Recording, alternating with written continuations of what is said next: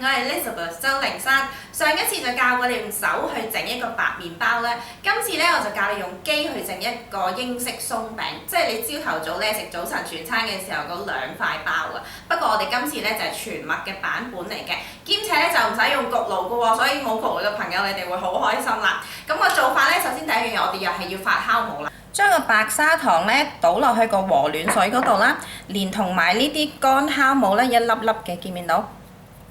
放埋落去，咁然後咧就攪勻佢啦。和暖水嘅意思咧，即係你篤隻手指入去，唔覺得太凍、唔太熱嘅話咧，咁就得㗎啦。咁呢個攪完之後咧，我就擺佢喺室溫嗰度5至10分鐘，一陣間咧你就會見到佢面頭有一層泡嘅。咁然後第二樣嘢咧，我哋就預備個麵粉啦。我呢度咧就有啲高筋嘅全麥麵粉，就將個鹽倒落去，然後攪佢。個酵母咧就搞掂啦，見唔見到上面有一層好似啤酒咁嘅泡咧，咁就得㗎啦。然後咧就將佢全部倒晒落去，連埋一個室溫嘅全脂牛奶啦，仲有一個橄欖油咧，全部放晒落去啦。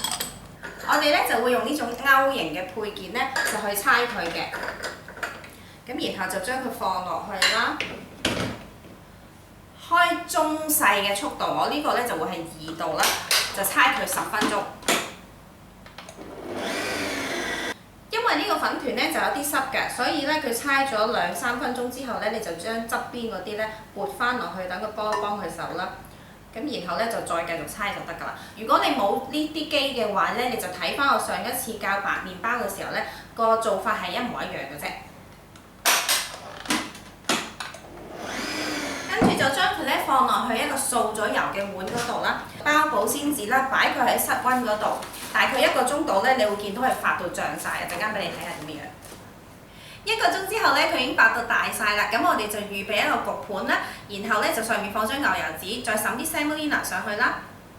咁而家咧，我哋就喺個台面嗰度揼大量嘅全麥麵粉啦，然後將個粉團咧就倒落去。再喺面咧再揼少少，然後用個拳頭嘅呢一個位啦，然後輕輕搓翻佢嘅啫。嗱，你睇到咧，所以我頭先話個粉團應該要做濕少少咧，因為我哋搓橫掂都要搓咧，都要飲大量嘅麵粉㗎。咁樣之後咧，我哋攞支麵粉棍啦，然後就將佢咧碌成1.5 cm 嘅厚度。跟住就攞個直徑7 cm 嘅圓形嘅模咧，就將佢咁樣壓出嚟啦。然後咧就放喺個牛油紙嗰度。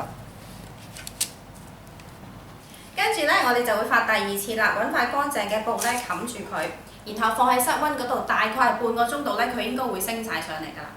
半個鐘之後咧，你應該要見到佢係漲到高晒㗎啦。咁就開最細嘅火啦，然後咧就慢慢攞啲平嘅鑊鏟咧，將佢鏟上嚟，唔好太大力喎，因為佢始終漲起咗咧，你太大力腳會扁㗎。咁就放喺個外圈嗰度，然後咧我哋就每邊俾佢煎5分鐘。5分鐘之後咧，我哋就鏟起個底，然之後反轉佢，再煎多5分鐘。我哋咧就將佢再反翻轉。煎多佢2分鐘，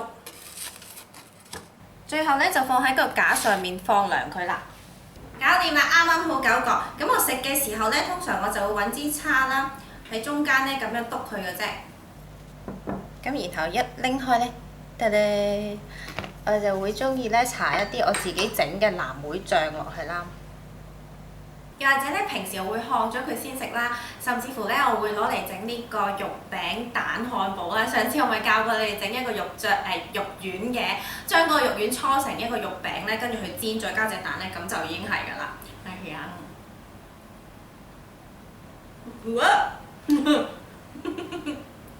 好論盡啊！呢個人非常之鬆軟，非常之好味。